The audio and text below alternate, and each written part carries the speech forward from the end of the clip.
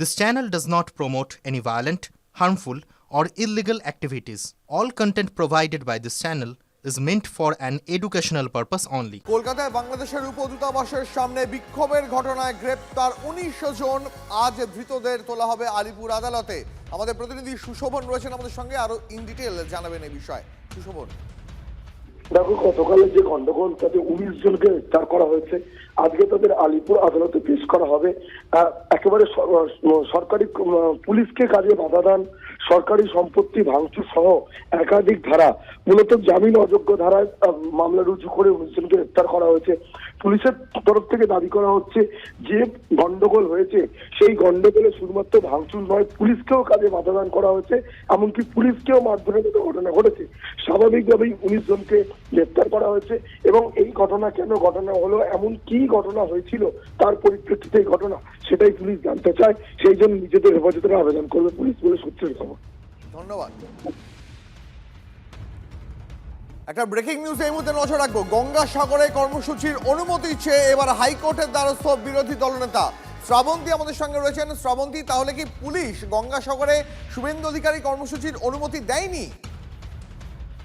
দেখো, যেহেতু গঙ্গাসাগরে আলাদা করে একটা প্রিপারেশন থাকে, অজস্র মানুষের সমাগমের একটা ব্যাপার থাকে, সেই হিসেবে পুলিশকে আগে থেকে প্রচুর প্রস্তুতি দিতে হয়, এমনটাই বক্তব্য রাজ্য সরকারের। সেই হিসেবে এই কর্মসূচির অনুমতি দেওয়া হয়নি।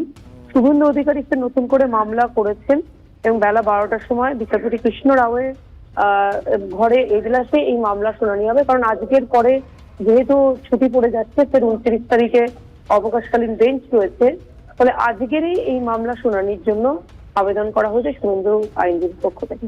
ধন্যবাদ। বড়দিনের মুখে দুঃসংবাদ, দক্ষিণ পূর্ব রেলওয়ে শাখায় বাতিল একাধিক লোকাল ট্রেন। অনির্দিষ্টকালের জন্য লোকাল ট্রেনগুলি বাতিল করা হচ্ছে বলে বিজ্ঞপ্তি জারি করেছে রেল। নতুন বছরের শুরু থেকেই বাতিল করা হচ্ছে খড়গপুর বেলদা, বিষ্ণুপুর ধানবাদ মেমু। বাতিল হচ্ছে বাঁকুড়া ময়নাপুর, খড়গপুর ঝাড়গ্রাম এবং ঝাড়গ্রাম পুরুলিয়া মেমু। যাত্রী না হওয়া সহ একাধিক কারণে বাতিল করা হচ্ছে লোকাল ট্রেনগুলি, খবর রেল সূত্রে। নতুন বছরের শুরু থেকে একসঙ্গে এত সংখ্যক ট্রেন বাতিলে নিঃসন্দেহে নিত্যযাত্রীদের সমস্যা বাড়বে।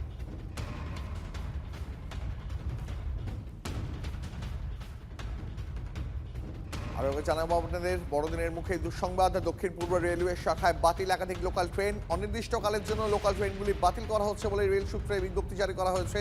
নতুন বছরের শুরু থেকে বাতিল করা হচ্ছে খড়গপুর বেলদা, বিষ্ণুপুর ধানবাদ মেমু। বাতিল হচ্ছে বাঁকুড়া ময়নাপুর, খড়গপুর ঝাড়গ্রাম ও ঝাড়গ্রাম পুরুলিয়া মেমু।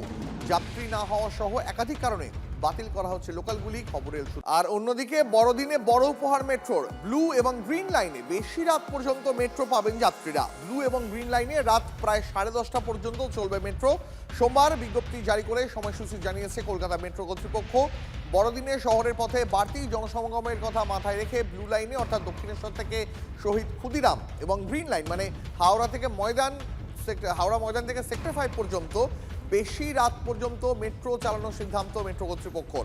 মেট্রোয় নেওয়া বিজ্ঞপ্তি অনুযায়ী বড়দিনে ব্লু লাইনে 224টি মেট্রো চলবে, প্রতি 7 মিনিট অন্তর মেট্রো পরিষেবা পাওয়া যাবে। গ্রিন লাইনে চলবে 201টি মেট্রো, সেখানে 6 মিনিট অন্তর মেট্রো পাবেন যাত্রীরা।